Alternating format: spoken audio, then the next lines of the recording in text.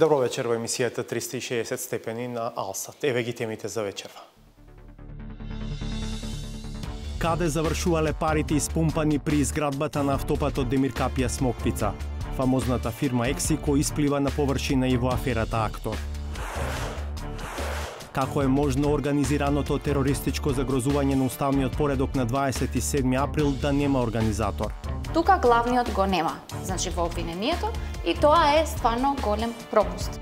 Ако е целата таа организација таква, тогаш таа не може да започне во 2:30 со како што обвинителството го представува обвинителниот акт. Од тројката што ги излече илјадниците прислушувани разговори во УБК, згрижен е само Зоран Верушевски, како советник на премиерот Зоран Заев. Лазаревски и Костовски пак подолго време безуспешно бараат елементарна правда за себе, да се вратат на местата на кои го поминале работниот век. Мислам дека тие луѓе поради придонесот кој што го имаат денес не смеат да бидат заборавени од државата. Обложувањето, разонода или зависност што уништува животи. Значи од 50 денари почна да уплаќам по 500.000 денари, можеби некогаш 1500 денари. Криев од моите родители, од моите другари. Потребна ли е широка општествена акција? Се согласно на римска изрека пане циркум. Што ми е криза, дајте им на народот малку лепче и малку игри. Со најавените содржини се враќаме по кратка пауза.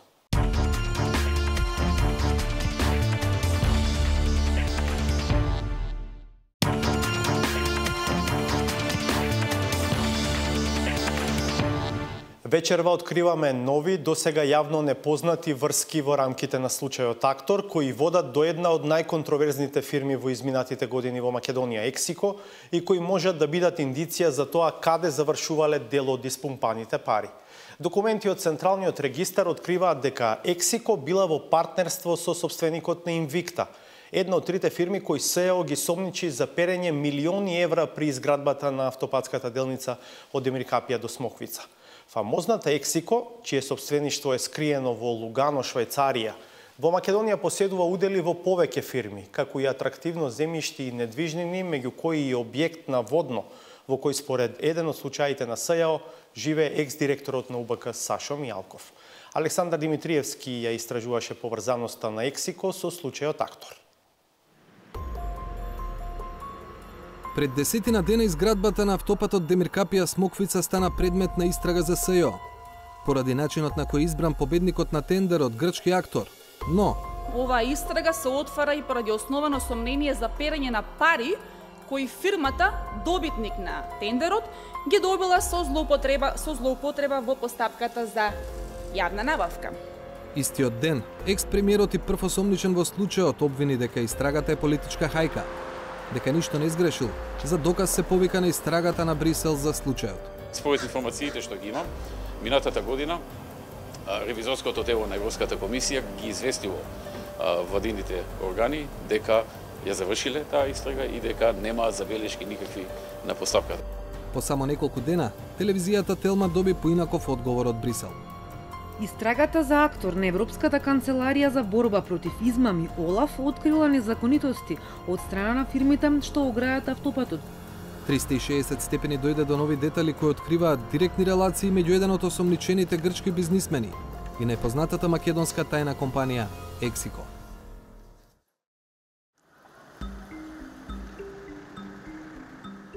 Партизански одреди број 43 Б/2.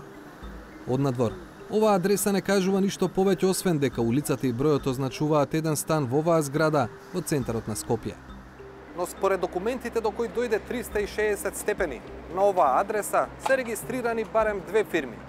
Едната се вика Инвикта, а другата се вика ВСМ Интер. Инвикта е една од компаниите за која институцијата сместена на само 100 метри по улицата Партизанска води истрага. Специјалното јавно обвинителство го сомничи незиниот собственик Влантимир Стогиновиц, дека преку оваа фирма учествувал во перење на пари при изградбата на автопатот Демир Капија Смоквица. од сметките на актор кон сметките актор подружница Скопје, кон сметките на Инвикта, искористувајќи ист траен однос, договор за вршење на подизведувачки работи, биле исплатени пари во вкупен износ од околу 3 милиони евра, од кои што околу 580.000 евра веднаш по приливот во готовина му биле исплатени на осомничениот ВС како основач на Инвикта Скопје по основна дивиденда, пошто се прикрива понатамошната локација и движењето на парите. Назад на Партизанска 43 Б/2, вториот правен субјект со исто седиште како Инвикта, фирмата ВСМ Интер, досега не беше спомената во контекст на актор или друга истрага. Интересна е поради нејзините основачи. При регистрацијата едниот собственик е осомничениот од СЈО во истрагата актор, Влантимир Стогиновиц. Другиот собственик е компанијата Ексико. Тоа истата Ексико чија собственост е скриена во Лугано, Швајцарија, и истата Ексико во чија собственост се акции од повеќе македонски фирми и атрактивни недвижности, меѓу кои и овој објект на Водно во Скопје, во кој според специјалното јавно обвинителство живее екс-директорот на УБК Сашо Мијалков. 360 степени се обиде да стапи во контакт со Стогиновиц преку контактите за фирмата Инвикта, но на крај не добивме можност да му побараме став за истрагата на СЈО, но и за партнерството со Ексико. Повеќе детали може да се најдат ке институциите. Според документите од Централниот регистар, заедничката фирма меѓу Стогиновиц и Ексико е регистрирана во јуни 2011 година, 3 месеци откако е распишан тендерот за Демиркапија Смоквица. Уделот на Стогиновиц во ВСМ Интер на стартот бил 1/3, додека 2/3 од собственоста биле на Ексико. Интересно е што во документите Стогиновиц секаде се води како грчки државјанин, со грчки пасош и име, а каде да ставел подпис, го правел на кирилско писмо со презимето Стојиновиќ. На крајот на 2012 година во фирмата ВСМ Интер влегува уште еден партнер, извесен Давор Стојановски од Куманово, кој откупува дел од собственоста на бизнисменот со грчки пасош. Крајот на партнерството меѓу Ексико и Стогиновиц е во февруари 2016 годината кога временски завршуваат сомнителните трансакции што ги истражува СЈО. Поедноставено, документите за ВСМ Интер недвосмислено покажуваат повеќегодишни врски меѓу бизнисменот Стогиновиц, односно Стојиновиќ, и најпознатата офшор фирма во Македонија Ексико. Но и покрај индикациите од ваквата поврзаност, ни сметката на ВСМ Интер поминала само незначителна сума на пари. Ова и не се единствените дилеми поврзани со подизведувачите на актор кој учествува во изградбата на автопатот Демиркапија Смоквица. Нетипични коинциденции има и кај другите две фирми, Топометрија и Global Construction. Истрагата на СЈО покажа дека во повеќе наврати Топометрија исплатила околу 700.000 евра на 10 редовно вработени лица во Global Construction. И обратно, Global Construction исплатила 1.173.000 евра на 10 редовно вработени во Топометрија. А според документите од Централниот регистар, овие две фирми во одреден период во 2012 и 2013 година биле регистрирани на иста адреса во Скопје. И тоа во непосредна близина на Инвикта и на партнерската фирма меѓу Стогиновиц и Ексико, ВСМ Интер. Зошто го нема инспираторот или нарачателот на крвавите настани во собранието од 27 април минатата година и зошто почетокот на дејствијата е само неколку часа пред упадот во парламентот, и тоа со телефонски повик од Виена од НН лице. Ова се дел од прашањата што се поставуваат во јавноста откако обвинителството излезе со обвинителен акт за терористичко загрозување на уставниот поредок и безбедноста против 30 лица, без да посочи кој го нарачал сето тоа.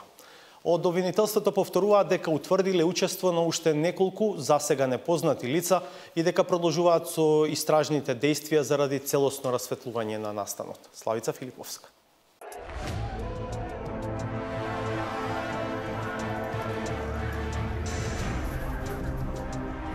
Во групата обвинети е едно лице кое на 27 април преку телефонски повик во 14 часот и 30 минути било известено да ја започне акцијата. Новинарите инсистира, обвинителството не одговори. Каде стигнала наредбата за да се влезе во собрание, не кажа од која функција било тоа лице? Не можете на вакво клучно прашање да не одговорите.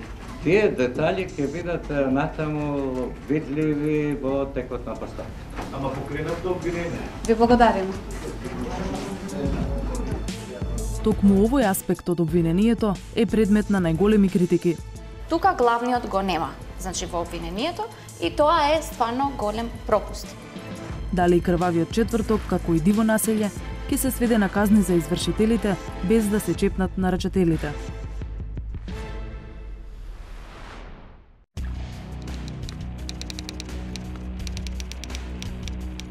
Откако телефонскиот број, сопственост на службата за општи и заеднички работи на владата, енен лице од обезбедувањето на Никола Груевски, тогаш претседател на политичката партија ВМРО-ДПМН, а кој се наоѓале во Виена, Австрија, во 14 часот и 30 минути контактирало со обвинетиот Александар Василевски Нинџа.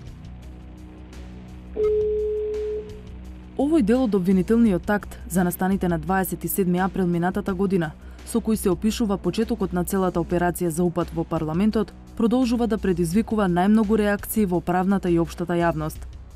Аналитичарот Саша Ордановски, кој во својата колумна насловена Војводи без востанија го анализира токму овој аспект, отвора уште една логична дилема. Бидејќи обвинителството констатира дека се работи за врвно организиран населен акт, во кој што се знаело кој каква улога има, во кој што се знаело кој ќе бил под маски, кој ќе носи оружје, кој каква цел имал. Имало таму разни фолклорни елементи, но имало и професионалци кои што биле вклучени во сето тоа. Па според тоа јас поставам логично прашање. Ако е целата таа организација таква, тоа тогаш таа не може да започне во 2:30 со, како што обвинителството го представува обвинителниот акт, во 2:30 со самиот чин на тргање кон парламентот. Или со други зборови, зошто обвинението се ограничува само на неколку часа действија што се случиле на 27 април, а не и на евентуално планирање и логистика од претходните денови и седмици. Познато е дека во тој период од протестите, но и од други јавни настапи беа испраќани пораки дека државата е нападната и дека само народот може да ја одбрани. Например, Никола Груевски во интервју за Сител, со читање на однапред подготвени тези, меѓу другото рече: Сакам да им порачам на сите граѓани дека ако сметаат и ако планираат со седење дома и гледање телевизија, дека некој друг ќе им ја одбрани државата, длабоко се во заблуда. Државата може во ваква ситуација да одбрани само народ. Добро, постои ли капацитет за одбрана на унитарноста на државата? Дали постои капацитет? Секако дека постои, но во ваква ситуација тој капацитет е исклучиво во рацете на граѓаните. Сведувањето на опфатот на само 8 часа, од 14:30 до 22:30 часот, е првиот дискутабилен елемент од обвинението. Вториот проблематичен елемент е споменувањето на НН лице, со чие јавување започнало мобилизирањето на групата под маски, која подоцна упадна во собранието. Дилемата што јавно се коментира е како може толку важен дел од обвинителниот акт да се темели на лице со непознат идентитет. Правниците се речиси едногласни во забелешките. Да ставите НН лице со телефонски број и која работна задача ја извршувал во тој момент, а да не му го кажете идентитетот, тоа не може да биде НН лице. Како може да биде непознат идентитетот на некој на кој што имаме телефонски број и на кој што знаеме дека бил, знаеме во Виена бил и знаеме дека бил во рамките на обезбедувањето на Никола Груевски. И ова е несериозно. Тоа е суштинскиот пропуст на ова обвинение, бидејќи едноставно продолжува праксата во Република Македонија, каде што извршителите се казнуваат, меѓутоа не и организаторите. И нормално нарачателите и сето тоа. Сега многу е јасно од целата ситуација, ние знаеме кој беше во Виена тој ден и како тоа се одвиваше и зашто токму од Виена дошол повикот. Знаете, нема никаква случајност таму и не е толку тешко да се утврди кој било лицето кој што значи изборел во тој повик и мислам дека тоа е најголемиот пропуст. Никола Груевски на пресконференцијата одржана во раните утрински часови на 28 април, веднаш по враќањето од Виена тврдеше дека настаните го затекнале за време на средбите што ги имал во австрискиот главен град. Токму кога доцна поподнево ја одржував последната средба со Карл фон Хасбург, представник на моето обезбедување, влезе и ме извести што се случило во македонскиот парламент, пошто веднаш ја прекина средбата. Груевски тврдеше дека дури доцна попладнето тој ден, прв пат слушнал што се случува во Македонија, наспроти обвинителството кое наведува дека повик од Виена имало неколку часа порано и дека по тој разговор почнало собирањето на групата под качулки. Дали сте информирани кои се ги носеа качулките? Што? качулките на глава, овие што се за скривање. Како ви изгледа логично? Како можам да сум информиран кога има такви на глава? Знаете што? Како ќе ги видам кои се? Полицајците кои беа на обезбедување комуницираа со нив. Не знам, треба, ако имало таква комуникација, треба некој да ги праша тие полицајци што имале таква комуникација. Груевски во денешната изјава повикот од Виена го сведе на обичен семеен разговор меѓу обвинетиот Александар Николовски Нинџа и неговиот брат кој во тој момент како телохранител на Груевски бил во главниот град на Австрија. Да имаше доказ против мене, ја одамна ќе бев немаше да бидам тука. Што не значи пак дека тие што ги уапсија дека се виновни, апсолутно. И тие не се виновни, но еве тие го понесоа товарот на тој случај. Јас разговарав со членот на моето обезбедување, кога го прашав дали откако ги прочитав овие наведи, дали имало некаков разговор, ми рече дека како и секој друг кога ќе замине на пат во странство, имал телефонски краток разговор со неговата сопруга, семејни разговори и со неговиот брат, исто така семејни разговори и тоа е се, ништо повеќе од тоа. Да имаат докази, до сега немаше да бидат работите вакви какви што се во однос на сето тоа. Еве јас ги повикувам, ако имаат било каков доказ против мене, веднаш без двумење да го објават. Со оглед на фактот дека обвинителството не може да има содржина од разговорот, може да има само метаподаток со кого е остварена комуникацијата, дали сметате дека тоа е намерно насочување за да се пласира информација за ваша деградација во јавноста, дека ете и вие сте биле вмешани во... Не само што е намерно насочување, туку е и правено така да се објавува на рати во фази. Прво се каже дека мој телохранител, внимавајте, во обвинението тоа не го пишува, но 90% од медиумите изјавија во насловите дека нарачал инцидент. Тоа не го пишува во обвинението. Ако го пишуваше и тој и јас, веројатно, ќе бевме под сериозна истрага или ќе бевме обвинети. Но аналитичарот Ордановски прашува дали има некој што верува од сето ова, па и повикот од Виена, можел да се случи без знаење на Груевски. Бидејќи во тоа време во Виена беше премиерот, а бидејќи телефонот на кој е направен телефонскиот позив припаѓа на владата, службен телефон, тогаш прост е заклучокот дека нема кој друг да ја дел наредбата, освен веројатно самиот премиер, бидејќи јас не можам да поверувам како претпоставам и 99% од јавноста во Македонија дека некаков бодигард на премиерот ќе даде тој тип на овластување на луѓето кои на терен треба да ги спроведат тие акции. Така што од сега натаму е практично проблемот како тоа да се докаже. Инаку мислам дека на ниво на логика и на ниво на некаков јавен впечаток јасно е кој стои за целата операција. На прашањата на 360 степени зошто не е утврден идентитетот на НН лицето и зошто во обвинителниот акт го нема инспираторот или нарачателот. Од јавното обвинителство велат дека истрагата не е запрена со обвинителниот акт и 30 мината обвинети. За повеќе информации бараат време. Истрагата утврди дека во организацијата на настаните од 27 април во Собранието на Република Македонија биле вклучени и одреден број засега непознати лица, зашто во следниот период продолжуваат истражните дејствија со цел целосно расветлување на настанот. Со оглед на тоа што во тек е превземање на дејствија, согласно законските одредби, обвинителството за нив не е во можност да сподели детали. Јавноста ќе биде известена кога ќе се создадат услови.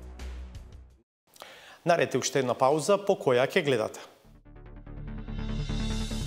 Од тројката што ги излече илјадниците прислушувани разговори во УБК, згрижен е само Зоран Верушевски, како советник на премиерот Зоран Заев. Лазаревски и Костовски пак подолго време безуспешно бараат елементарна правда за себе, да се вратат на местата на кои го поминале работниот век. Мислам дека тие луѓе поради придонесот кој што го имаат денес не смеат да бидат заборавени од државата. Обложувањето, разонода или зависност што уништува животи. Значи од 50 денари почна да уплаќам по 500.000 денари, можеби некогаш 1500 денари. Криев од моите родители, од моите другари. Потребна ли е широка општествена акција? Се согласно на римска изрека пане циркум. Што ми е криза, дајте им на народот малку лепче и малку игри.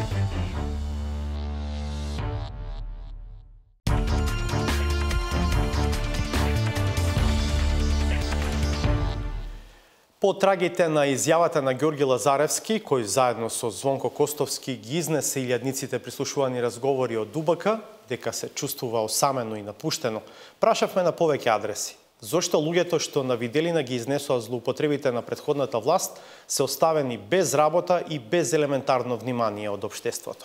Еве до какви одговори стигна Петар Клинчарски.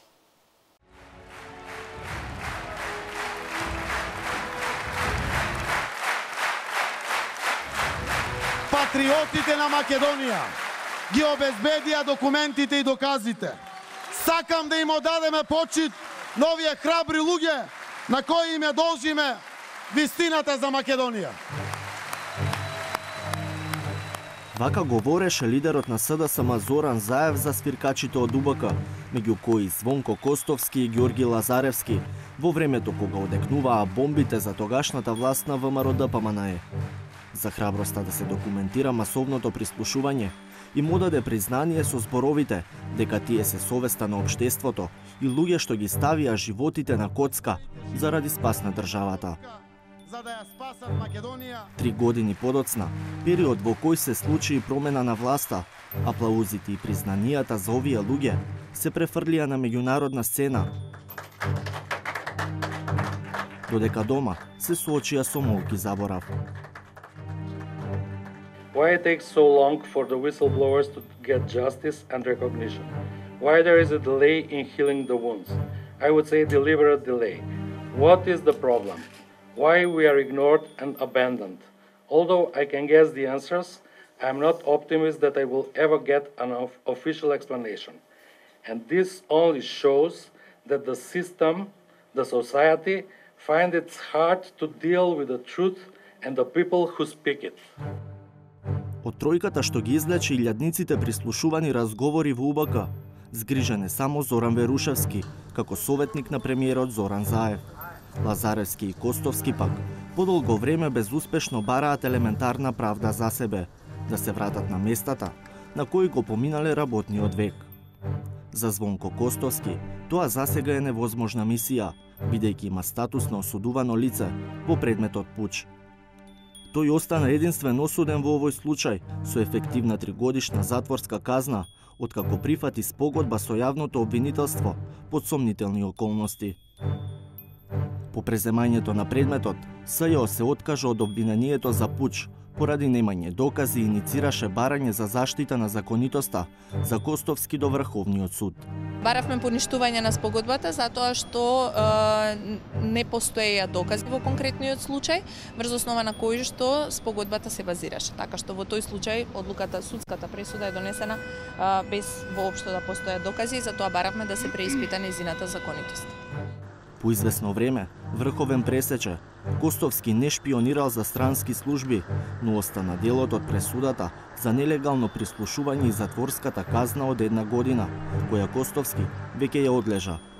Сега Костовски е на слобода, но преку гласниот молк испраќа порака дека нема да проговори се додека не му се тргне статусот на осудувано лице и не се врати на работа. Кај Костовски има 2 основа.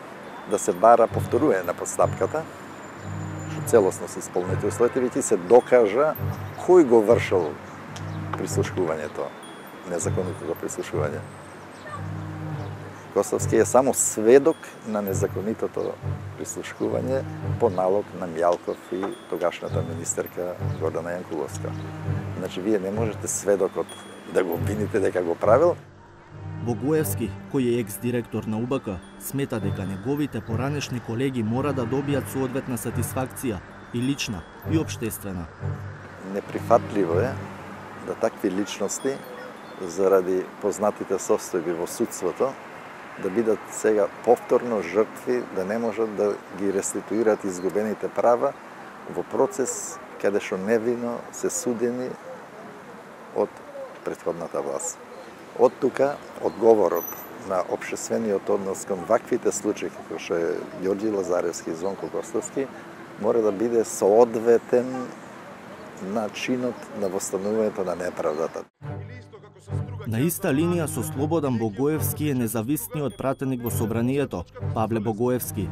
Тој беше еден од предводниците на шарената револуција, која беше реакција токму на прислушуваните разговори. Богоевски вели дека може би има релевантни безбедности околности што не се познати на јавноста, но без разлика дали постојат правни пречки или не за нивно враќање во МВР, Недозволиво е Лазаревски и Костовски да бидат игнорирани. Мислам дека тие луѓе поради придонесот кој што го имаат дадено не смеат да бидат заборавени од државата и дека дури ако на никаков начин не е возможно да бидат вработени во Министерството за внатрешни работи, државата треба да направи се што може за да тие немаат опасност по нивната екзистенција, односно да биде осигурено нивното секојдневно живење.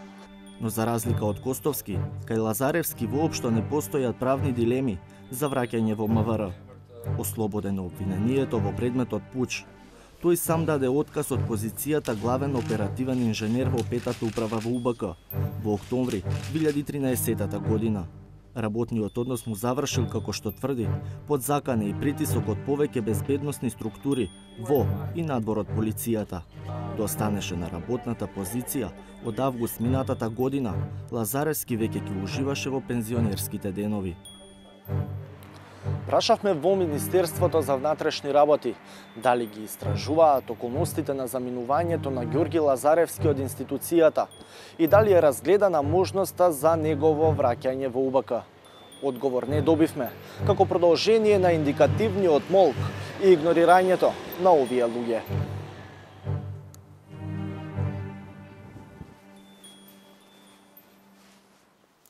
Спортското обложување, навидум на мали суми од 50 и 100 денари, добива сериозни социолошко-патолошки димензии во македонското општество. Само лани во обложувалниците се свртеле 200 милиони евра, што е повеќе од половина милион секој ден. Што ги тера луѓето масовно да посекнуваат по обложување и потребна ли е поширока општествена акција? Од Никола Здравковиќ. Петок е ден кога голем дел од граѓаните, работните обврски со радост ги заменуваат со релаксација. Оние од горниот дел на финансиската табела, неретко таа релаксација ја бараат и надвор од државата, и барем на 2-3 дена, македонските ги менуваат со други топоними. Сепак, за една категорија граѓани, петок има сосема друго значење. Тоа е ден кога во обложувалниците излегува новиот билтен. За нив географијата има поинакво значење. Тие не велат Лондон, туку Арсенал и Челси. За нив не постои Минхен, туку Баерн, а Рим одамна е заменет со Лацио. Перица Гиевски е еден од илјадниците кои наместо на карта или атлас, светските градови ги бара во првенствените табели вкотвени во билтенот. Годинава одбележува цела деценија откако го уплатил првото ливче. Ете, мојот родител, татко ми, почна да се обложува и негде средно училиште, прва, втора година, и јас започнав да влегувам во тој циклус. Не ми е, мислам, не се срамам да кажам, бидејќи, како што каже, јадници со граѓани се занимаваат со обложување, сакале да го признаат тоа, не сакале да го признаат. Едноставно тоа е тоа. Сиромаштијата си го направи своето, дава, имаме некоја надеж дека ќе се збогатиме, што не е реално тоа дека ќе се случи, ама надежта после не умира. За себе вели дека го препознал моментот кога да прикочи, пред обложувањето да му стане главна преокупација и пред уплатите од 100 денари, да се зголемат барем за 1-0. Само контролата сепак, барем кога се работи за обложување, не котирала високо во карактерот на 25-годишниот скопјанец Боки. Она што на 14 години се чинело како убивање време со другарите, почнало да се движи во сосема друг правец. Како што течеше времето, се поише почесто иде во кладилници, од еднашка за викенд, поише патиот текам на неделата. Од 50 денари исто така се покачи и сумата на уплаќање, значи од 50 денари почна да уплаќам по 500.000 денари, можеби некојаш 1500 денари. Криев, од моите родители, од моите другари, од моето друштво криев, заради тоа што беше интересно. И си викав, зошто да не, дека си имал, дека не знаеш нека работи, пробај ги. И така рекреативно почнав, знам, секој викенд по 3 или 4 ливча по 50 денари имав. И кога ќе ме праша зошто не ги потроши парите за јадење, морав да се снаоѓам, да лажам, да кажам нешто друго. Па дури се случуваше со другари кои имаше некоја битна јака утакмица, бегавме од часови, гледавме у кафич. Кога ќе се слушнат овие сведоштва, претерано ли е да се каже дека обложувалницата може да стане зависност, дека таа одамна не е само разонода, покажува и тоа што со незините ефекти се занимаваат и психолозите, каде се наоѓа линијата помеѓу забавата и зависноста и кога се пречекорува. Зошто луѓето одат? Затоа што тоа е лесен пристап на пари. е нешто што е пристапно, како луѓето можат лесно да заработат. И многу интересно кога ние се впуштаме во таква активност, со тоа ние го стимулираме нашиот мозок, оној дел од мозокот кој што функционира за награда. И тоа чувствува задоволство кај нас. Чувствува возбуда и адреналин. И многу кога ќе ги прашате тие луѓе што е она што вас ве привлекува, ќе кажат парите, тоа е лесна пара, лесно можеме ние да добиеме и да заработиме. Ама всушност во позадина на тоа стои задоволството што јас го добивам, кога јас ќе ги добијам тие пари, всушност задоволството станува предно нешто, а парите се нешто што е позадина. А второ нешто што се јавува е оној адреналин, оној исчекување додека јас ги добијам тие пари, она нешто што мене ме вози. Најголемата добивка мене беше 17.500 и знам следниот ден имаше пак дали кошарка или фудбал и веднаш со 15.000 отидов и ставив на сингл едну такмица и ја изгубив. Како ти беше во тој момент? Нели бев нервозен, бесен, се изнервирав и си реков дали да ставам 2000 сега да ги подам на колку што можам повеќе ливчиња или пак на некој си друг сингл. На крај само ставив уште еден нов сингл за тие 2000 денари и тие ги изгубив. Дека обложувањето не е безопасна занимација, забележуваат и социолозите. Кај некои слоеви граѓани, таа веќе станува екзистенцијално прашање. Едните мислат дека на тој начин ќе се разонодат, ќе можеби ќе успеат нешто да добијат или ќе продискутираат за предметот на тоа што е во врска со обложуваницата. Меѓутоа, кај овие другите пониските слоеви, сепак мислам дека и истражувањата тоа го покажуваат дека сепак станува збор за надеж да се заработи. Тој сон за брзи пари, за големи пари, со мало инвестирање, стои особено тука кај обложувалниците. Некои од возрастните преку бесконечните пополнувања тикети се обидуваат да обезбедат леп за утре, но билтените со нив ги делат и нивните далеку помлади сограѓани, па дури и оние во чии раце наместо билтен би требало да стојат лектири. Сега се почнува од многу рани возрасти. Правиме муабет од 5 до 6 оделенија. И без разлика што законот вели дека е забрането за луѓе под 18 години, не е така. Не мислам дека има некоја голема контрола во тоа кој влегува, дали се тоа малолетни лица или не се, бидејќи мислам дека тука доминира или пред се е мислата да се земат парите од джепот. Несериозниот пристап кон зависноста што може да ја предизвика обложувалницата, може да биде само прв чекор кон други пороци, предупредува психологот Стојменовиќ.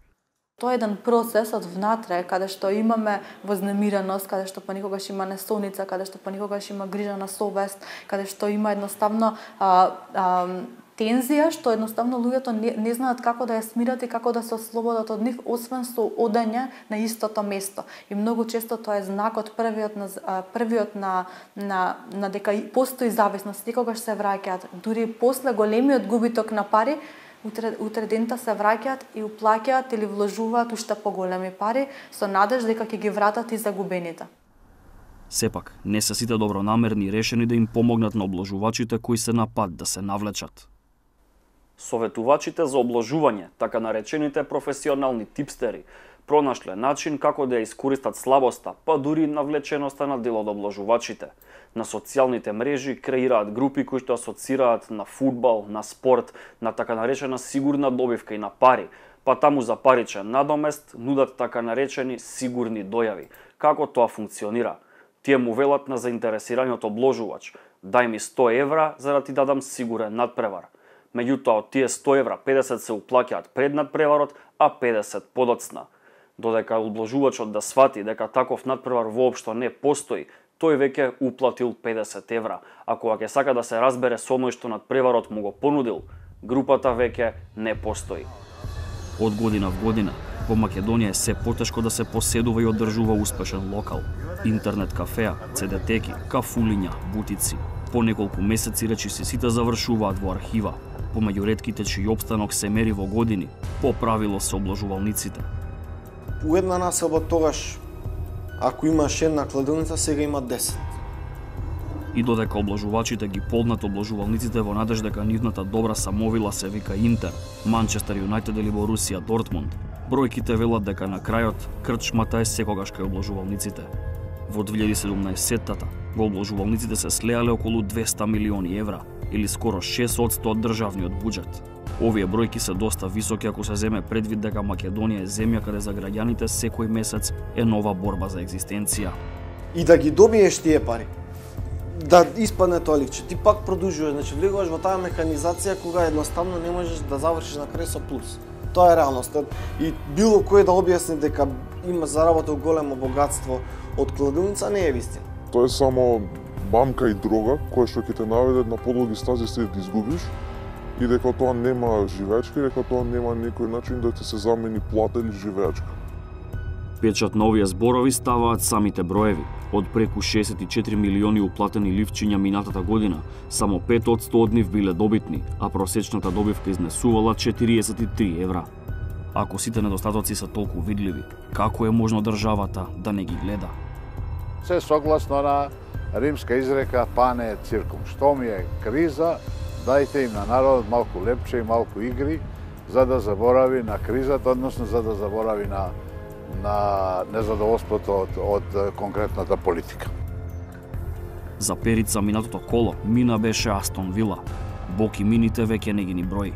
Сепак, тоа нема да ги поколеба во следната можност да се обидат да ги избегнат. За многумина од граѓаните Болоња представува еден убав италијански град и радо посетена туристичка дестинација. Но за една друга категорија луѓе, Болоња е екипа, чишто нареден надпревар има коефициент 4,70 Болоња да победи, или во обложувачки речник кажано, фина можност да се заработат пари. Овој викенд тоа е Болоња, наредниот Лајпциг, тој после него можеби Билбао. И така од ден во ден, од коло во коло, од обложувалница во обложувалница.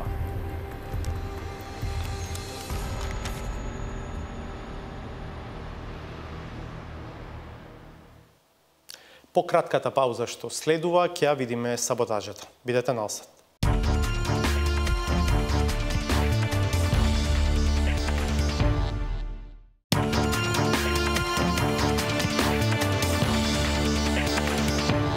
Наред е редовниот сатиричен коментар на Сречко Поповски.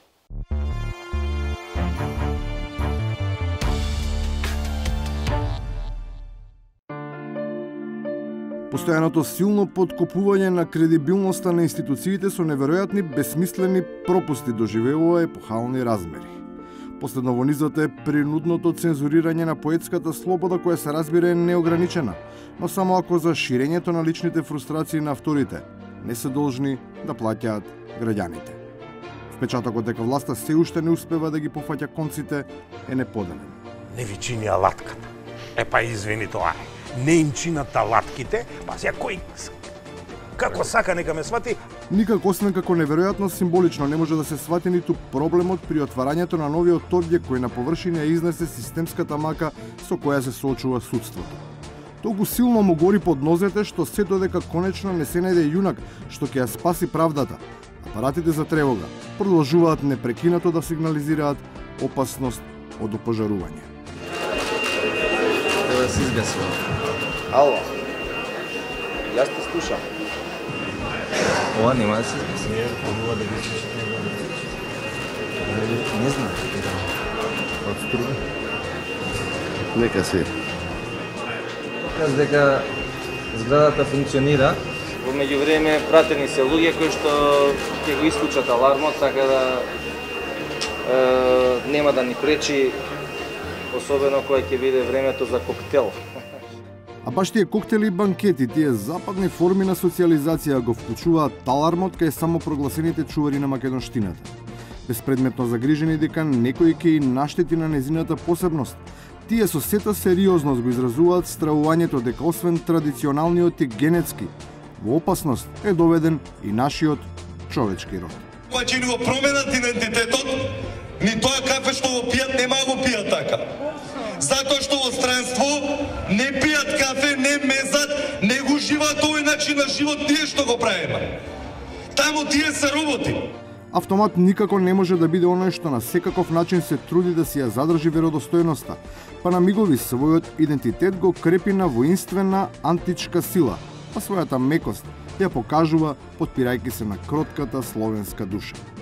Тој миг знае да делува премногу збунувачки, па и да предизвика толку стравичен крах, при кој сосема се губи присебноста.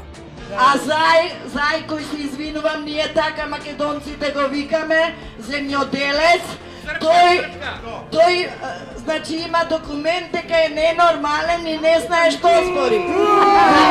Пренесете во вашата Русија дека нас психопати, ненормални, хибриди не водат. И затоа треба да паднат. А ќе паднат ако вие дојдите на нашава почва, а ние ќе ве дочекаме. Ви благодарам.